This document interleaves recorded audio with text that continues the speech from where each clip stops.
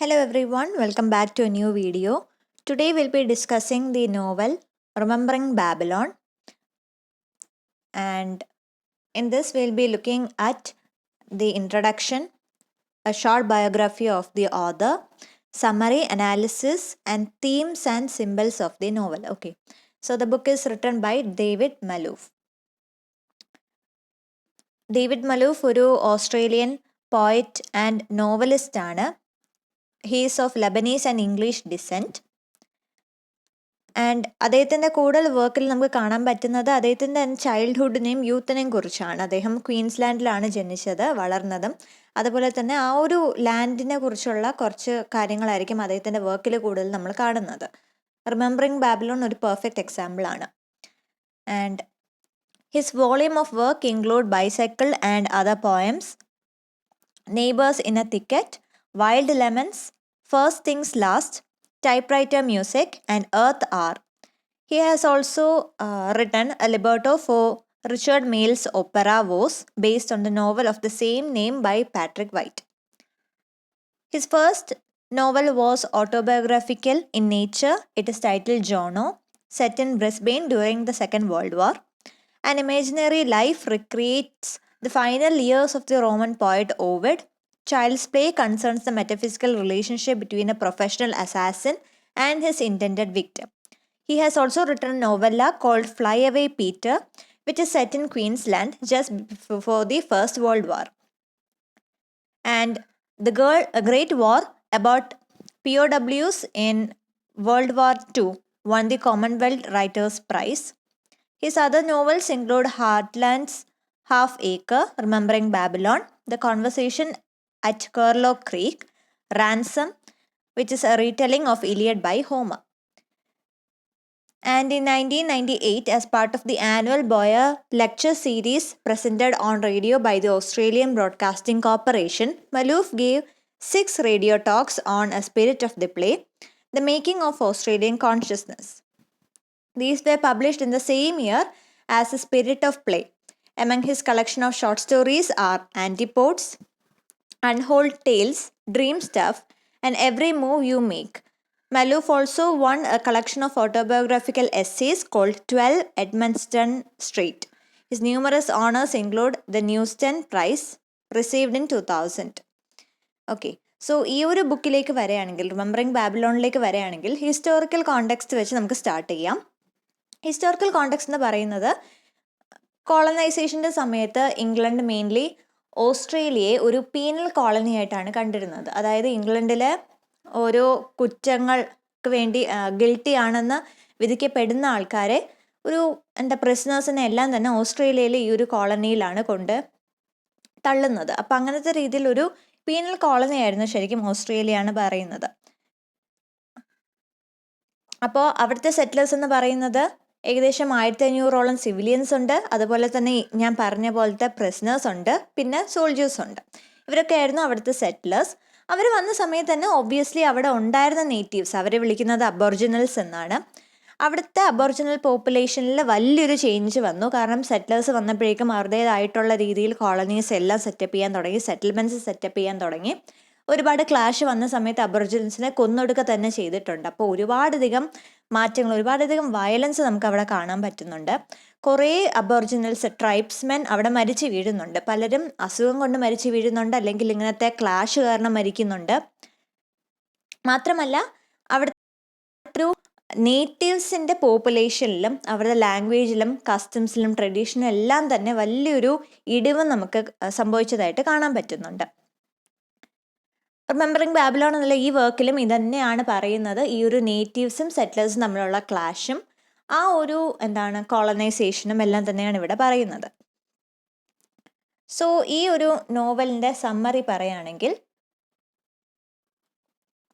ഇത് സെറ്റിംഗ് എന്ന് പറയുന്നത് മിഡ് 1800s ഓസ്ട്രേലിയയിലെ ക്വീൻലാൻഡിലാണ്.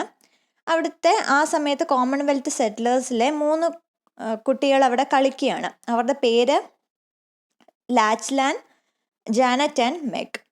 ഓക്കെ, അവരെ 3 പേരും കളിച്ചുകൊണ്ടിരിക്കുന്ന സമയത്ത് ഒരു വിചിത്രമായിട്ടുള്ള ഒരു മനുഷ്യൻ അവിടെ എത്തുകയാണ്. അപ്പോൾ ഇയാൾക്ക് കുറച്ചും കൂടി ഡാർക്ക് ആയിട്ടുള്ള കംപ്ലക്ഷനാണ്. അപ്പം തന്നെ ഇവർക്ക് മനസ്സിലാവുന്നുണ്ട് ഇയാൾ ഒരു നേറ്റീവ് ആണെന്നുള്ളത്. അപ്പോൾ ഇവർ മരച്ചില്ല് വെച്ച് തോക്കാണെന്നൊക്കെ സങ്കല്പിച്ചുകൊണ്ട് ഇയാളുടെ അടുത്ത് കളിക്കുകയാണ്, ഇയാളെ പ്രിസണർ ആണെന്നുള്ള രീതിയിലൊക്കെ പ്രിറ്റൻഡ് ചെയ്തുകൊണ്ട് കളിക്കുകയാണ്. പക്ഷെ ആ സമയത്താണ് ഇവർ സെറ്റിൽമെൻറ്റിലേക്ക് ഇയാളെ കൂട്ടിക്കൊണ്ട് പോകുന്ന സമയത്താണ് ഇവർക്ക് മനസ്സിലാവുന്നത് ഇയാൾ ശരിക്കും ഒരു യൂറോപ്യൻ ആണ്. പക്ഷെ ഇയാളുടെ മട്ടും ഭാവവും എല്ലാം തന്നെ ഒരു നേറ്റീവിനെ പോലെയാണ്. അങ്ങനെ ഇയാളെ സെറ്റിൽമെൻറ്റിലേക്ക് കൊണ്ടുവരികയാണ്. ആ സമയം ഈ മനുഷ്യനെ കുറിച്ച് കൂടുതൽ കാര്യങ്ങൾ അവർക്ക് മനസ്സിലാവുന്നുണ്ട്. ഇയാളുടെ പേര് ഗമി എന്നാണ്. I hope I'm pronouncing it right. അപ്പോൾ അവിടുത്തെ ടൗൺസ് മിനിസ്റ്ററായിട്ടും ബോട്ടണിസ്റ്റ് ആയിട്ടുള്ള മിസ്റ്റർ ഫ്രേസർ ഈ ആളെ കണ്ട് മുട്ടുന്നുണ്ട്, സംസാരിക്കുന്നുണ്ട്. അപ്പോൾ ഇയാളുടെ ബാക്ക് സ്റ്റോറിയാണ് പിന്നീട് പറയുന്നത്. അതായത് 16 വർഷം മുമ്പ് ഗമിക്ക് 13 വയസ്സുള്ള സമയത്ത് ഷിപ്പിലായിരുന്നു താമസം. ആ സമയത്ത് ആ ഒരു ഷിപ്പ് അപകടത്തിൽപ്പെടുന്നുണ്ട്. അങ്ങനെ ഓസ്ട്രേലിയയിലെ കടൽ തീരത്തേക്ക് ഒലിച്ചു വന്നതാണ്. അതിനുശേഷം ഈ അബോറിജിനൽസ് ഇയാളെ കണ്ടുപിടിക്കുന്നുണ്ട്, രക്ഷിക്കുന്നുണ്ട്. അങ്ങനെ വർഷങ്ങളായിട്ട് ഈ ഒരാൾ ഈ അബോറിജിനൽസിൻ്റെ കൂടെയാണ് താമസിക്കുന്നത്. അതുകൊണ്ടാണ് ഇയാളുടേതായിട്ടുള്ള യൂറോപ്യൻ ഐഡൻറ്റിറ്റി നഷ്ടപ്പെട്ടതും. പതുക്കെ തന്നെ ഈ നേറ്റീവ്സിൻ്റെ ലാംഗ്വേജും കസ്റ്റം എല്ലാം തന്നെ ഇയാൾ അഡാപ്റ്റ് ചെയ്യാൻ തുടങ്ങിയത്. പിന്നീടാണ് ഈ വൈറ്റ് സെറ്റിലേഴ്സ് എല്ലാം ഇവിടെ എത്തുന്നു എന്ന് അറിഞ്ഞുകൊണ്ട് ഇയാൾ ഇങ്ങോട്ടേക്ക് വന്നത്. അപ്പോൾ അതിനുശേഷം ഇയാൾ ജാനറ്റിൻ്റെ മെഗിൻ്റെയും ഫാമിലിയുടെ കൂടെയാണ് താമസിക്കുന്നത്. അപ്പോൾ അവരുടെ ഫാമിലി മക്ലോർ ഫാമിലി എന്നാണ് പറയുന്നത്. അവരുടെ ഫാമിലിയിൽ Jock, he's the father, Ellen is the mother. അവർ രണ്ടുപേരുടെയും മക്കളാണ് ജാനറ്റും മെഗും. ലാച്ലൻ എന്ന് പറയുന്നത് ഇവരുടെ കസിനാണ്. ഓക്കെ, സോ ഈ ഒരു ഫാമിലിയുടെ കൂടെയാണ് ഗമി താമസിക്കാൻ തുടങ്ങിയത്. അപ്പോൾ ഈ സെറ്റിലേഴ്സിൻ്റെ ഉള്ളിൽ തന്നെ 2 കൂട്ടങ്ങളുണ്ട്.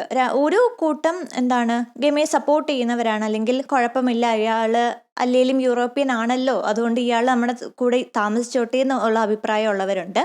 മറ്റൊരു ഗ്രൂപ്പ് തീരെ ഇത് ഇഷ്ടപ്പെടുന്നില്ല. കാരണം യൂറോപ്യൻ ആയിരുന്നെങ്കിലും ഇപ്പോൾ ഇയാളുടെ മട്ടും ഭാവം എല്ലാം തന്നെ നേറ്റീവായിട്ടാണ്. അപ്പോൾ എങ്ങനെ ഒരു വൈറ്റ് ആയിട്ട് നമുക്ക് കൺസിഡർ ചെയ്യാൻ പറ്റും, നമ്മുടെ കൂട്ടത്തിലുള്ള ഒരാളെ ആയിട്ട് ഇയാളെ എങ്ങനെ കൺസിഡർ ചെയ്യാൻ പറ്റുമെന്ന് സംശയമുള്ള കുറച്ച് സെറ്റിലേഴ്സ് വേറെയുണ്ട്.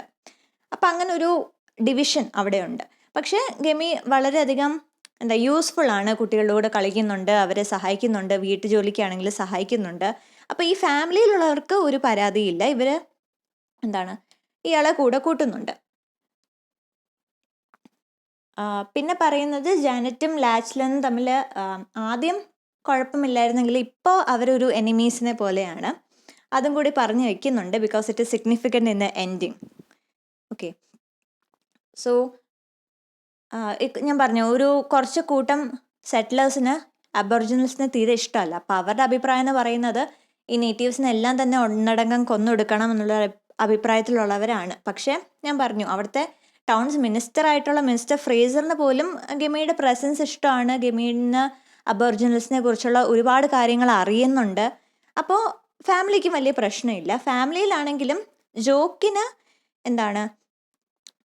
സെറ്റിലേഴ്സിനോട് സംസാരിക്കണം, അവരുടെ ഈ ഒരു ഡൗട്ടെല്ലാം സെറ്റിൽ ചെയ്യണമെന്ന് ആഗ്രഹമുണ്ട്. പക്ഷേ ഇയാൾക്ക് ഉള്ളിലൊരു പേടിയുണ്ട്. കാരണം ഇൻ കേസ് അങ്ങനെ സപ്പോർട്ട് ചെയ്യാണ്, അബോറിജിനൽ സപ്പോർട്ട് ചെയ്യുകയാണെന്നുള്ള രീതിയിൽ പറയുകയാണെങ്കിൽ ഇയാളുടെ സോഷ്യൽ സ്റ്റാൻഡിങ് നഷ്ടപ്പെടുമെന്നൊരു പേടിയുണ്ട്. പക്ഷേ ജോക്കിൻ്റെ വൈഫായിട്ടുള്ള എല്ലാം ഇതൊന്നും ഒരു പ്രശ്നമല്ല. അവർ കംപ്ലീറ്റ് ആയിട്ട് അബോറിജിനൽസിനെ സപ്പോർട്ട് ചെയ്യുന്നുണ്ട് ആൻഡ് ഫാമിലിയും സപ്പോർട്ട് ചെയ്യുന്നുണ്ട്. അങ്ങനെ 1 വർഷം കഴിഞ്ഞു ഇവർ ഈ ഫാമിലിയിലേക്ക് അഡോപ്റ്റഡായി ഇങ്ങനെ താമസിക്കാൻ തുടങ്ങിയിട്ട്. ആ സമയം 2 അബോറിജിനൽ മനുഷ്യർ വന്നിട്ട്, നേറ്റീവ് ആൾക്കാർ വന്നിട്ട് ഗമിയെ മീറ്റ് ചെയ്യുന്നുണ്ട്. കുറച്ച് മിനിറ്റ് സംസാരിച്ചിട്ട് പോവുകയാണ്. അപ്പോൾ ഈ ഒരു സംസാരം കാണുന്ന വേറൊരു വൈറ്റ് സെറ്റിലർ ഇതൊരു റൂമറായിട്ട് പറഞ്ഞ് പരത്തുന്നുണ്ട്. പക്ഷെ ഇയാൾ കുറച്ചും കൂടി ഒരു മസാല ചേർക്കുന്നുണ്ട്. ഒരു റൂമർ പറഞ്ഞ് പരത്തുകയാണ്. അതായത് ഈ നേറ്റീവ്സ് വന്ന് ഗമിക്ക് ഒരു സ്റ്റോൺ, മിസ്റ്റിക് ആയിട്ടുള്ള സ്റ്റോൺ കൊടുക്കുന്നുണ്ട്. ആ സ്റ്റോൺ കാരണം നമ്മുടെ ഈ വൈറ്റ് സെറ്റിലറിൻ്റെ കോളനിയെ നശിപ്പിക്കാൻ വേണ്ടിയാണെന്നുള്ളൊക്കെ രീതിയിൽ പറഞ്ഞ് പരത്തുകയാണ്. ഇതെല്ലാവരും വിശ്വസിക്കുന്നു. പക്ഷെ ജോക്ക് പറയുന്നുണ്ട് അങ്ങനെ ഒന്നും ഇല്ലാന്ന് പറഞ്ഞിട്ട് പോലും ആരും വിശ്വസിക്കുന്നില്ല. അതിനുശേഷം ഈ ഫാമിലിക്കെതിരെ തന്നെ ഒരുപാടധികം ടോർച്ചറും കാര്യങ്ങളും വരുന്നുണ്ട്. എല്ലാവരും കൂടി ഈ ഫാമിലിയെ തന്നെ ടാർഗറ്റ് ചെയ്യുന്നുണ്ട്. അങ്ങനെ ഒരു രാത്രി ഈ സെറ്റിലേഴ്സ് ഗമിയെ കിഡ്നാപ്പ് ചെയ്യുന്നുണ്ട്. കിഡ്നാപ്പ് ചെയ്ത് കൊല്ലാൻ വരെ ശ്രമിക്കുന്നുണ്ട്. പക്ഷെ ജോക്ക് അവിടെ എത്തി രക്ഷപ്പെടുത്തുന്നു. അതിനുശേഷം മിസ്സസ് ഹഡ്സൺസ് എന്നൊരു സ്ത്രീയുടെ കൂടെയാണ് പിന്നീട് ഗമിയെ താമസിപ്പിക്കുന്നത്, കുറച്ചും കൂടി സേഫ് ആയിട്ടുള്ളൊരു സ്ഥലം എന്നുള്ള രീതിയിൽ. ജാനറ്റും മിസ്സസ് ഹഡ്സന്റെ കൂടെ അവരെ കാണാൻ പോകാറുണ്ട്. കാരണം ബീ കീപ്പിങ്ങിനെ കുറിച്ച് പഠിക്കാൻ വേണ്ടിയാണ്. അങ്ങനെ ഇരിക്കെ ഒരു ദിവസം തേനീച്ചക്കൂട് പരിപാലിക്കുന്ന സമയത്ത് തേനീച്ചക്കൂട് ഇളകി തേനീച്ചകളെല്ലാം കൂടി ജാനറ്റിനെ ആക്രമിക്കുന്നുണ്ട്. പക്ഷെ ദൈവം സഹായിച്ച് ജാനറ്റ് വലിയ പരിക്കുകളില്ലാതെ പുറത്ത് വരുന്നുണ്ട്. പക്ഷെ അതിനുശേഷമാണ് ജാനറ്റിന് ഒരു റെവലേഷനൊക്കെ വരുന്നത്. അതും നമുക്ക് ലാസ്റ്റ് വരുമ്പോൾ ഒരു സിഗ്നിഫിക്കൻസ് ഉണ്ട്. ഓക്കെ, അതുകൊണ്ടാണത് പറഞ്ഞത്. എനിവേ, ഗെയിം ഇവിടെ മിസ്സസ് ഹഡ്സൺസിൻ്റെ വീട്ടിൽ സേഫാണ്. പക്ഷേ ഈ ഇടുങ്ങിയ ഒരു വീടാണ്, അതുകൊണ്ട് തന്നെ ക്ലോസ്ട്രോഫോബിക്കാണ് ഗെമി. കാരണം പണ്ട് കുട്ടിക്കാലത്തെ സമയത്ത് ഒരു ഡ്രങ്ക് ആയിട്ടുള്ള ഒരു റാറ്റ് ക്യാച്ചർ വില്ലത്തിൻ്റെ കൂടെയാണ് ഗെമി താമസിച്ചിട്ടുള്ളത്. അപ്പോൾ ആ സമയം ഒരുപാടധികം അബ്യൂസ് ഫേസ് ചെയ്തിട്ടുണ്ട്. ലാസ്റ്റ് ഈ ഒരു രാത്രി ഉറങ്ങിക്കിടക്കുന്ന സമയത്ത് ആ വീടിനും ആ വീട്ടിലുള്ള ആൾക്കും തീ വെച്ചിട്ടാണ് ഗെമി അവിടെ നിന്ന് രക്ഷപ്പെടുന്നത്. അങ്ങനെയാണ് ഈ കപ്പലിൽ എത്തിപ്പെടുന്നത്. 1-2 വർഷം കപ്പലുകൾ ജോലി ചെയ്ത് ജീവിച്ചതിന് ശേഷം ആ കപ്പൽ അപകടത്തിൽപ്പെട്ട് ഈ ഓസ്ട്രേലിയൻ കടൽ തീരത്തേക്ക് എത്തിച്ചേർന്നതും. അതാണ് ബാക്ക് സ്റ്റോറി എന്ന് പറയുന്നത്. അപ്പോൾ ഈ ഒരു ക്ലോസ്ട്രോഫോബിയ, ആ ഒരു ട്രോമ ഉള്ളത് കൊണ്ട് തന്നെ ഈ ഒരു ഇടുങ്ങിയ സ്പേസിൽ അധിക ദിവസം താമസിക്കാൻ പറ്റുന്നില്ല. മാത്രമല്ല ആദ്യമൊക്കെ ലാച്ച്ലാൻഡിനോട് ഒരുപാടധികം ലോയലായിരുന്നു, ലാച്ച്ലാൻഡ് പുറകെയായിരുന്നു നടന്നിരുന്നത്. പക്ഷെ ലാച്ച്ലാൻഡ് വളരുന്ന സമയത്ത് കുറച്ചും കൂടി ഒരുപക്ഷെ ആ ഒരു യൂറോപ്യൻ മൈൻഡ് സെറ്റ് മനസ്സിലുള്ളത് കൊണ്ടായിരിക്കാം ഇയാൾ ശരിക്കും അബോറിജിനൽ ആണ് എന്നുള്ള രീതിയിൽ ഒരു സ്റ്റീരിയോ ടൈപ്പ് ഉള്ളത് കൊണ്ടായിരിക്കാം ലാച്ച്ലാൻഡും ഇയാളെ അവോയ്ഡ് ചെയ്യുന്നുണ്ട്. അപ്പോൾ എല്ലാ രീതിയിലും ഒരു ഡിസിലൂഷ്മെൻ്റ് ഇവിടെ നടക്കുന്നുണ്ട്. കാരണം ജോക്കിനെയും ലാച്ച്ലാൻഡിനെ സംബന്ധിച്ചിടത്തോളം അവർ വിചാരിച്ചിരുന്നത് അവരുടെ കൂടെ താമസിക്കുന്ന ആൾക്കാർ എപ്പോഴും അവരെ സപ്പോർട്ട് ചെയ്യുമെന്നുള്ളതാണ്. പക്ഷേ ഈ സെറ്റിലേഴ്സ് തന്നെ ഇങ്ങനത്തെ രീതിയിൽ അവരെ ടാർഗറ്റ് ചെയ്യാൻ തുടങ്ങിയപ്പോഴേക്കും ഈ ഒരു ഫാമിലി മൊത്തം ഡിസിലൂഷൻഡ് ആയി പോവുകയാണ്. കാരണം എന്ത് രീതിയിലുള്ള തിന്മയുടെ കൂടെയാണ് താമസിക്കുന്നത് എന്നുള്ള രീതിയിൽ ഒരു ചിന്ത അവർക്ക് വരെയാണ്. ആ സമയം മിസ്റ്റർ ഫ്രേസർ അവിടുത്തെ ബ്രിസ്ബെയിനിലുള്ള ഗവർണറായിട്ട് മീറ്റ് ചെയ്യുന്നുണ്ട്. മിസ്റ്റർ ഫ്രേസർ ഒരു ബോട്ടണിസ്റ്റ് ആണ്. അപ്പോൾ അദ്ദേഹത്തിൻ്റെ ഒരു താല്പര്യം എന്ന് പറയുന്നത് ശരിക്കും ഈ ഓസ്ട്രേലിയയിൽ യൂറോപ്യൻ ക്രോപ്സ് കൊണ്ടുവന്ന് നട്ട് വിൽക്കുന്നതിനെക്കാട്ടിലും ഭേദം ഇവിടെ തന്നെ നാച്ചുറൽ ആയിട്ടുള്ള റിസോഴ്സസ് എടുത്ത് എന്തുകൊണ്ട് അതിൽ കൂടുതൽ പഠിച്ചുകൂടാ, അതിനെക്കുറിച്ച് കൂടുതൽ കാര്യങ്ങൾ ചെയ്തുകൂടാ എന്നുള്ളൊരു അഭിപ്രായമാണ് മിസ്റ്റർ ഫ്രേസറിന്. പക്ഷേ ഗവർണറായിട്ട് സംസാരിക്കുന്ന സമയത്താണ് മനസ്സിലാവുന്നത് ഇദ്ദേഹത്തിൻ്റെ ഐഡിയ അൺസക്സസ്ഫുൾ ആണ്. കാരണം ഗവർണറിന് കുറച്ചും കൂടി ഗ്രാൻഡിയറും ലക്ഷറിയൊക്കെയാണ് താല്പര്യം. അപ്പോൾ ഗവർണറിന് ഈ ഒരു ഇങ്ങനത്തെ രീതിയിലുള്ള കാര്യങ്ങളൊന്നും തന്നെ താല്പര്യമില്ല. അപ്പോൾ അഗെയിൻ മിസ്റ്റർ ഫ്രേസർ അവിടെ ഡിസൊല്യൂഷൻഡ് ആയി പോവുകയാണ്. കാരണം അദ്ദേഹം ശരിക്കും ആഗ്രഹിക്കുന്ന രീതിയിലുള്ളൊരു പ്രോഗ്രസീവ് തിങ്കിങ് വേറെ ആരുടെ ഉള്ളിലും ഇല്ലയെന്ന് അദ്ദേഹത്തിന് മനസ്സിലാവുന്നു.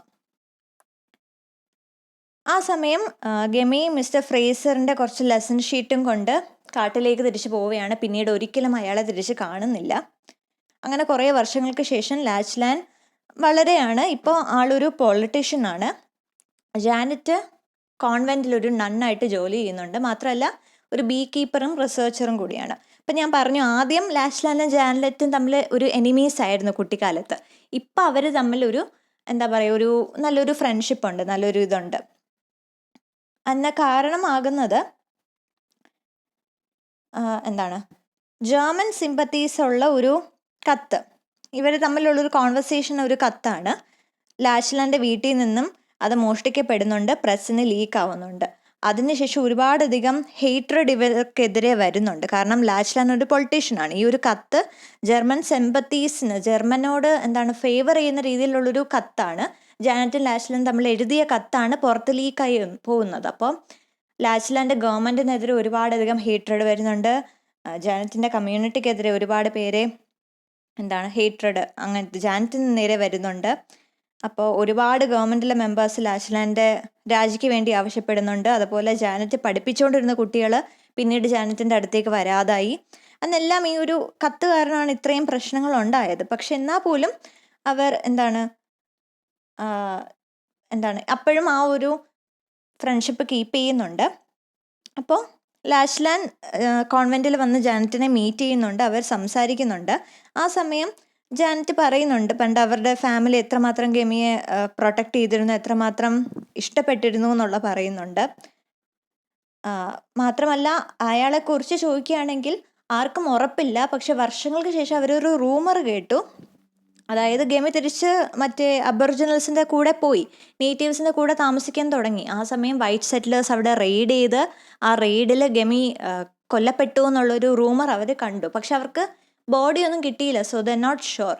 പക്ഷെ ലാസ്ലാന് ഒരു അസ്ഥികൂടം കിട്ടി, അത് ഗമിയുടെ ആണ് എന്നുള്ള രീതിയിൽ അയാൾ വിശ്വസിക്കുന്നു. അയാൾക്ക് ഉറപ്പില്ല, പക്ഷെ എന്നാൽ പോലും അയാൾ വിശ്വസിക്കുകയാണ്. കാരണം അങ്ങനെയെങ്കിലും അയാൾക്കൊരു ക്ലോഷർ കിട്ടട്ടെ എന്നുള്ള രീതിയിൽ. കാരണം ഇല്ലെങ്കിൽ അയാൾ കൂടെ ചിന്തിച്ചുകൊണ്ടിരിക്കും ഒരാൾ ജീവിച്ചിരിപ്പുണ്ടോ ഇല്ലയോ എന്നുള്ളത്. അപ്പോൾ ഈ ഒരു അസ്ഥികൂടം ഗമിയുടെ ആണെന്ന് വിശ്വസിച്ചുകൊണ്ട് അയാൾക്ക് ആ ഒരു ക്ലോഷറിന് വേണ്ടി അയാൾ അത് വിശ്വസിക്കുകയാണ്. അപ്പോൾ അവർ വിശ്വസിച്ചു ഗമി മരിച്ചു എന്നുള്ള രീതിയിൽ. So that is the basic summary of the novel. ഇനി അനാലിസിസിലേക്ക് പോവുകയാണെങ്കിൽ ഫസ്റ്റ് ഓഫ് ഓൾ ടൈറ്റിലാണ് റിമെമ്പറിങ് ബാബിലോൺ. ബാബിലോൺ എന്ന് പറയുന്നത് ബൈബിളിലെ ബുക്ക് ഓഫ് റെവലേഷൻ നമുക്ക് കാണാൻ പറ്റുന്ന ഒരു ഐഡിയ ആണ്. അതിൻ്റെ ബേസിക് മീനിങ് എന്ന് പറയുന്നത് ഒരു സമയത്ത് ഒരു ലോകത്ത് ഏറ്റവും ശക്തിയായിട്ടുള്ളൊരു പവർ എന്താണോ അതിനെയാണ് ബാബിലോൺ എന്ന് പറയുന്നത്. സോ ഈ ഒരു 1850s സമയത്ത് ബാബിലോൺ എന്ന് പറയുന്നത് ഇംഗ്ലണ്ടാണ്. കാരണം ഇംഗ്ലണ്ടാണ് ഏറ്റവും പവർഫുൾ ആയിട്ടൊരു എംപയർ ആയിരുന്നു, ഒരുപാടധികം കോളനീസ് കീഴിലുള്ള ഒരു എംപയർ ആയിരുന്നു. സോ ഓബ്വിയസ്ലി ബാബിലോൺ എന്നത് ഇംഗ്ലണ്ടാണ്. ആ ഒരു ഐഡിയ നമുക്കിവിടെ കാണാൻ പറ്റുന്നുണ്ട്. കാരണം സെറ്റിലേഴ്സിൻ്റെ മൈൻഡിലാണെങ്കിലും അവർ സുപ്പീരിയർ ആണ്, അവർക്ക് എന്തും ചെയ്യാം എന്നുള്ള രീതിയിലുള്ളൊരു സുപ്പീരിയോറിറ്റി സ്റ്റാറ്റസ് അവരുടെ ഉള്ളിലുണ്ടായിരുന്നു. അതുകൊണ്ടാണ് അവർ മറ്റൊരു സ്ഥലത്താണെങ്കിൽ പോലും അവിടുത്തെ താമസിക്കുന്ന ആൾക്കാരെ കൊന്നൊടുക്കുക, അവിടുത്തെ കസ്റ്റം ലാംഗ്വേജ് എല്ലാം തന്നെ നശിപ്പിക്കുക എന്നുള്ള രീതിയിൽ അവർ ചിന്തിക്കുന്നത്. So that is why the title is significant. Remembering Babylon എന്ന് വെച്ചാൽ അവരുടെ ആ ഒരു ഇംഗ്ലണ്ടിനെ തന്നെ ബാബിലോൺ എന്ന രീതിയിൽ ഒരു ഐഡിയ കൊണ്ട് അസോസിയേറ്റ് ചെയ്ത് ഈ ഓസ്ട്രേലിയയിൽ വന്ന് താമസിക്കുകയാണെങ്കിൽ പോലും അവരുടെ സുപ്പീരിയോറിറ്റി സ്റ്റാറ്റസ് ആണ് ഓർത്തെടുക്കുന്നത്. ആ ഒരു സുപ്പീരിയോറിറ്റി സ്റ്റാറ്റസ് ഇവിടെ ഉണ്ടാക്കാൻ അവർ ശ്രമിക്കുകയാണ്. പിന്നെ ഞാൻ പറഞ്ഞു സെറ്റിലേഴ്സിനുള്ളിൽ 2 ഗ്രൂപ്പുണ്ട്. ഒരു ഗ്രൂപ്പ് അബോറിജിനൽസ് ആയിട്ട് സിമ്പത്തറ്റിക് ആണ്, മറ്റൊരു ഗ്രൂപ്പ് ഒപ്പോസിങ് ആണ്. അങ്ങനത്തെ രീതിയിൽ ഒരു 2 ഗ്രൂപ്പുണ്ട്. അപ്പോൾ ഓപ്പൺ മൈൻഡഡ് ആയിട്ടുള്ള ഗ്രൂപ്പിന് ഗമി ശരിക്കും ഒരു മെസ്സായ, ഒരു പ്രോഫിറ്റ് പോലെയാണ്. കാരണം ജാനറ്റിൻ്റെ കേസ് എടുക്കുകയാണെങ്കിൽ നമുക്ക് മനസ്സിലാക്കാൻ പറ്റും, ഒരുപാടധികം ഈ ഒരു അബോറിജിനൽസിൻ്റെ ഇൻഫ്ലുവൻസ് കിട്ടിയിട്ടുള്ള കുറച്ച് സെറ്റിലേഴ്സ് ഉണ്ട്. അവർക്കാണെങ്കിൽ അവർ ഫുള്ളി അബോറിജിനൽസിനെ സപ്പോർട്ട് ചെയ്യുകയാണ്, അല്ലെങ്കിൽ അവരുടെ കൂടെ താമസിക്കാൻ പറ്റുമെന്ന് വിശ്വസിക്കുന്നവരാണ്. മാത്രമല്ല അവരുടെ കസ്റ്റംസും കൂടി അഡോപ്റ്റ് ചെയ്യുന്നവരാണ്. ജാനറ്റ് ഒരു എക്സാമ്പിളാണ്. കാരണം ഒരു പക്ഷേ ഗമിയുടെ ഇൻഫ്ലുവൻസ് കാരണം തന്നെയാണ് ജാനറ്റ് ആ ഒരു ബീസ്റ്റിംഗ് ആക്സിഡൻറ്റിന് ശേഷം നണ്ണാകാൻ തീരുമാനിക്കുന്നതും കോൺവെൻറ്റിൽ ജോയിൻ ചെയ്യുന്നതും മറ്റുള്ളവർക്ക് വേണ്ടി ഹെൽപ്പ് ചെയ്യാൻ തുടങ്ങുന്നത്. ആൻഡ് തീംസിലേക്ക് വരികയാണെങ്കിൽ ഫസ്റ്റ് ഇസ് നാച്ചുറലിസം. അത് അബോറിജിനൽസിനാണ് റെപ്രസെൻ്റ് ചെയ്യുന്നത്. കാരണം അവർ കൂടുതലും പ്രകൃതിയോട് യോജിച്ച് പ്രകൃതിയുടെ കൂടെ താമസിക്കാൻ പഠിച്ചവരാണ്. പ്രകൃതിയിൽ ഒരു രീതിയിൽ അവരെ പ്രകൃതിയെ വേർഷിപ്പ് ചെയ്യുന്നവരാണ്. Completely different to the Eurocentric view. അപ്പോൾ ഇവിടെ വരുന്നത് സ്റ്റീരിയോ ടൈപ്പാണ്.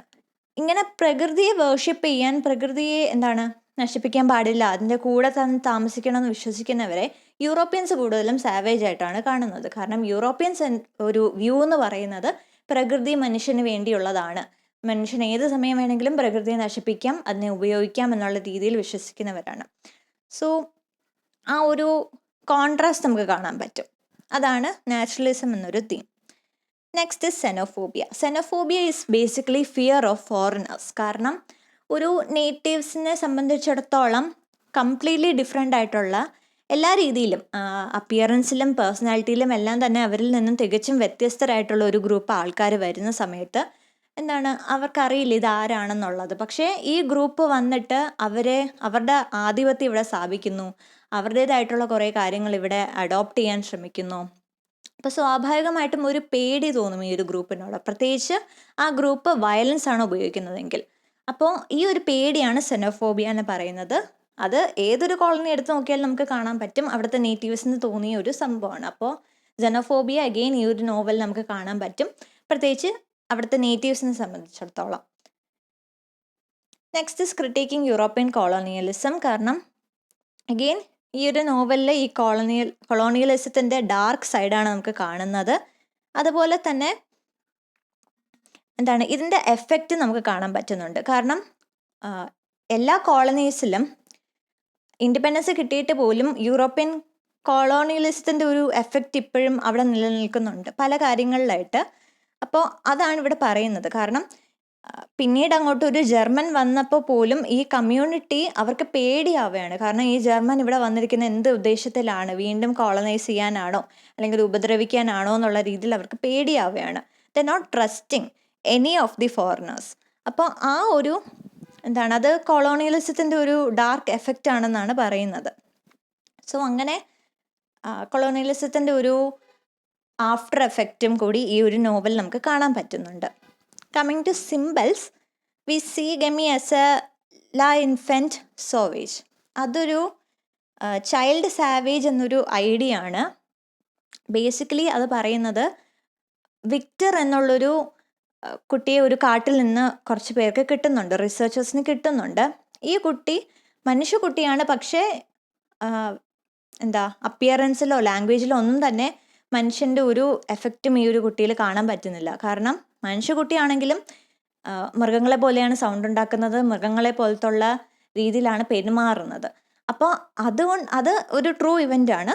അതുകൊണ്ടാണ് ഇവിടെ ഗെമിയെ ചൈൽഡ് സാവേജ് ആയിട്ട് ഇക്വേറ്റ് ചെയ്യുന്നത്. കാരണം ഗെമി അതുപോലെ തന്നെയാണ്, യൂറോപ്യൻ ആണ് എന്ന് മാത്രമേ ഉള്ളൂ, പക്ഷേ ജനിച്ചത് ലണ്ടനിലാണ്. പക്ഷേ ഞാൻ പറഞ്ഞു പല സന്ദർഭങ്ങൾ കൊണ്ട് ഓസ്ട്രേലിയൻ കടൽ തീരത്തേക്ക് ഒഴുകി വന്ന ഇയാളെ നേറ്റീവ്സ് എടുത്ത് രക്ഷപ്പെടുത്തി കൂടെ താമസിപ്പിക്കുന്നുണ്ട്. അപ്പോൾ ശരിക്കും ഇയാളുടെ പേരിന് മാത്രമാണ് ഇയാളിപ്പോൾ യൂറോപ്യൻ. കാരണം എല്ലാ രീതിയിലും പേഴ്സണാലിറ്റി, ആറ്റിറ്റ്യൂഡ്, എല്ലാത്തിലും, ലാംഗ്വേജ്, കസ്റ്റം, എല്ലാ രീതിയിലും ഇയാളെ നേറ്റീവായി മാറിക്കഴിഞ്ഞു. അപ്പോൾ ആ ഒരു ഐഡിയ ആണ് ഈ ഒരു സിമ്പൽ കൊണ്ട് ഉദ്ദേശിക്കുന്നത്.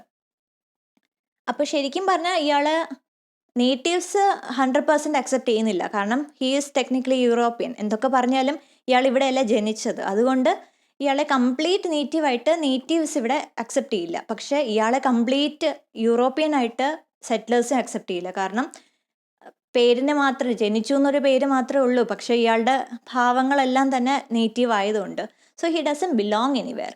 ഒരു രണ്ട് ലോകത്തിന് നടുക്ക് നിൽക്കുന്ന രീതിയിലാണ് ഗെമിയുടെ ക്യാരക്ടർ വരുന്നത്. Another symbol is beesting. ജാനറ്റിൻ്റെ കേസ് പറയുകയാണെങ്കിൽ ബീസ്റ്റിംഗ് എന്ന് പറയുന്നത് ഒരു എക്സ്പീരിയൻസ് ആണ്. കാരണം ഈ ഒരു ബീസ്റ്റിങ്ങിന് ശേഷം ജാനറ്റിന് ഒരു റെവലേഷൻ വരുന്നുണ്ട്. അവൾക്ക് ഫീൽ ചെയ്യുന്ന പെയിൻ ശരിക്കും ഒരു റിലീജിയസ് എസ്കസി ആയിട്ടാണ് കണക്ട് ചെയ്തിരിക്കുന്നത്. അപ്പോൾ ഈ ഒരു ഇൻസിഡൻറ്റിന് ശേഷമാണ് ശരിക്കും ജാനറ്റ് മറ്റുള്ളവരെ സെർവ് ചെയ്യാൻ വേണ്ടി ഒരു ഡിസിഷൻ എടുക്കുന്നത്, ഒരു നണ്ണാകാനും കോൺവെൻറ്റിൽ ജോയിൻ ചെയ്യാനും വേണ്ടിയുള്ളൊരു തീരുമാനം എടുക്കുന്നത്. So in effect the pain of this thing awakened the deeper awareness of life, which is the function of experience, and it is here that she is evolved. അതാണ് ബീസ്റ്റിങ്ങിൻ്റെ symbolism. Next xenophobia. ഞാൻ പറഞ്ഞ പോലെ തന്നെ the fear of foreigners. കാരണം പിന്നീട് ഏത് ഫോറിനറിനെ കണ്ടാലും ഒരു പേടിയാണ്, ഇയാൾ എന്താണ് വന്നത്, ഇയാളെ ഒരു പേടിയോടെയും ഒരു അവജ്ഞതയോടെയും കാണുന്ന ഒരു രീതി. അതാണ് സെനോഫോബിയ എന്ന് പറയുന്നത്. And the next one is paranoia. ഇത് രണ്ടും കണക്റ്റഡ് ആണ്. കാരണം പാരനോയ എന്ന് പറയുന്നത് എഗെയിൻ നമ്മൾ ഒരിക്കലും ട്രസ്റ്റ് ചെയ്യത്തില്ല. നേറ്റീവ്സിനെ സംബന്ധിച്ചിടത്തോളം ഒരു ഫോറിനറിനെ കാണുമ്പോൾ ഒരു 100% ട്രസ്റ്റ് അവിടെ കാണത്തില്ല. കാരണം ഉള്ളിൻ്റെ ഉള്ളിൽ സംശയം കാണും, എന്തിനാണ് വന്നത്, എന്താണ് ഉദ്ദേശം, വേറെന്തെങ്കിലും രീതിയിലൊരു വയലൻസോ അല്ലെങ്കിൽ എസ്പിനേജോ എന്തെങ്കിലും ആയിരിക്കും ഉദ്ദേശം എന്നുള്ള രീതിയിൽ അയാളെ എപ്പോഴും ഒരു സംശയത്തിൻ്റെ നിഴലിലായിരിക്കും കാണുന്നത്. അതാണ് പാരനോയ എന്ന് പറയുന്നത്. Again paranoia and xenophobia are interconnected.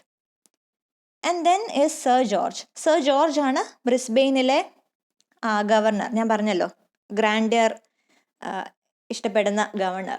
അദ്ദേഹമാണ് ശരിക്കും വെസ്റ്റേൺ സൊസൈറ്റിയുടെ കറക്റ്റ് എക്സാമ്പിൾ. കാരണം മിസ്റ്റർ ഫ്രേസർ കുറച്ചും കൂടി ഒരു ബോട്ടണിസ്റ്റ് ആണ്, കുറച്ചും കൂടി അബോറിജിനൽസിന് സിമ്പത്തറ്റിക് ആണ്. പക്ഷേ സർ ജോർജ് എന്ന് പറയുന്നത് കംപ്ലീറ്റ്ലി വെസ്റ്റേൺ സൊസൈറ്റിയെ റെപ്രസെൻ്റ് ചെയ്യുന്ന ഒരു ഫിഗറാണ്. അദ്ദേഹത്തിന് ഇതിനെക്കുറിച്ചൊന്നും താല്പര്യമില്ല. അദ്ദേഹത്തിന് ഡോമിനേഷൻ, കോളനൈസേഷൻ ആണ് താല്പര്യം.